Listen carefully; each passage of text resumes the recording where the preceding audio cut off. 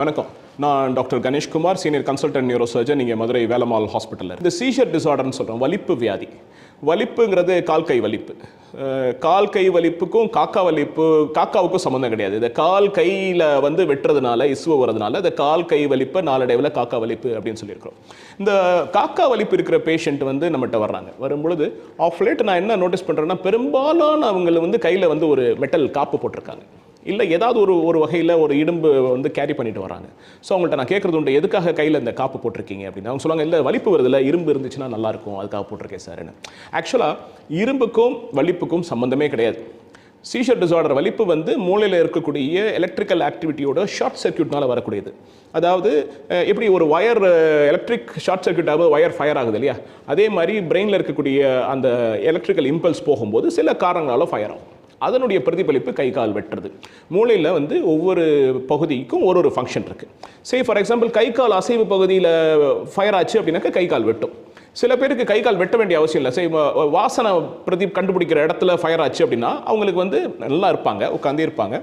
திடீர்னு ஒரு அப்நார்மல் வாசனை, நல்ல வாசனையாகவும் இருக்கலாம், கெட்ட வாசனையாகவும் இருக்கலாம், வாசனை வரும், கொஞ்ச நேரத்தில் போயிடும். இதுவும் ஒரு வகையான வலிப்பு. ஸோ இந்த ஃபிட்ஸுக்கு ட்ரீட்மெண்ட் அப்படின்னாக்க ஒரு நியூராலஜிஸ்ட் பார்க்கணும், என்ன மாதிரி வலிப்புங்கிறத கண்டுபிடிக்கணும், அந்த வலிப்புக்குரிய மருந்து சாப்பிடணும். ஸோ வலிப்பில் அநேக வலிப்பு இருக்குது, டைப்ஸ் இருக்குது. காம்ப்ளெக்ஸ் பார்ஷியல் சீஷர், ஃபோக்கல் சீஷர்ஸ், இப்படிலாம் டெக்னிக்கல் டேர்ம்ஸ் நிறைய இருக்குது.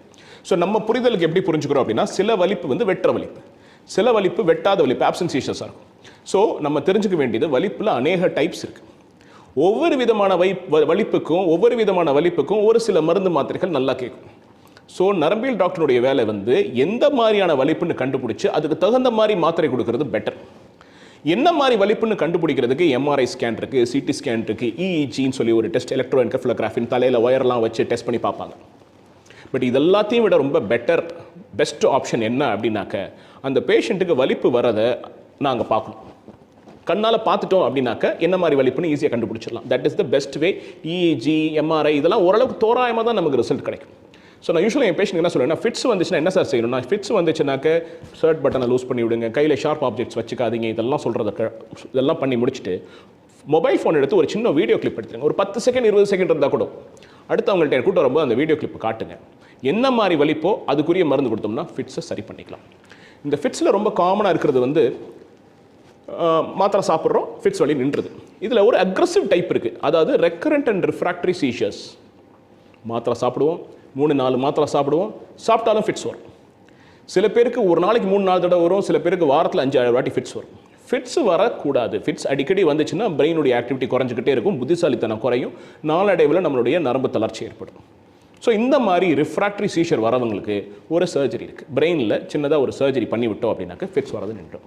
மினிமம் டேப்லெட் சாப்பிட்டா போதும். பெரிய வலிப்பு மாத்திரை 4 மாத்திரை 5 மாத்திரை சாப்பிட தேவையில்லை. ஃபிட்ஸ் இல்லாமல் அவங்க பாட்டு ஆரோக்கியமாக இருக்கலாம்.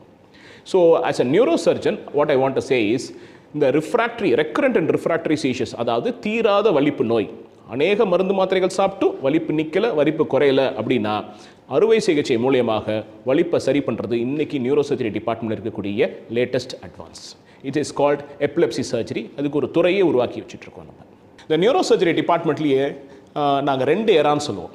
அதாவது மைக்ரோ சர்ஜரி வந்ததுக்கு பின், மைக்ரோ சர்ஜரி வருவதற்கு முன். ஸோ டாக்டர் ஹார்வே குஷிங் அப்படிங்கிறவர் தான் நியூரோசர்ஜரியோடைய ஃபாதர் ஆஃப் நியூரோசர்ஜரியை ஒரு துறையாக இம்ப்ளிமெண்ட் பண்ணார்.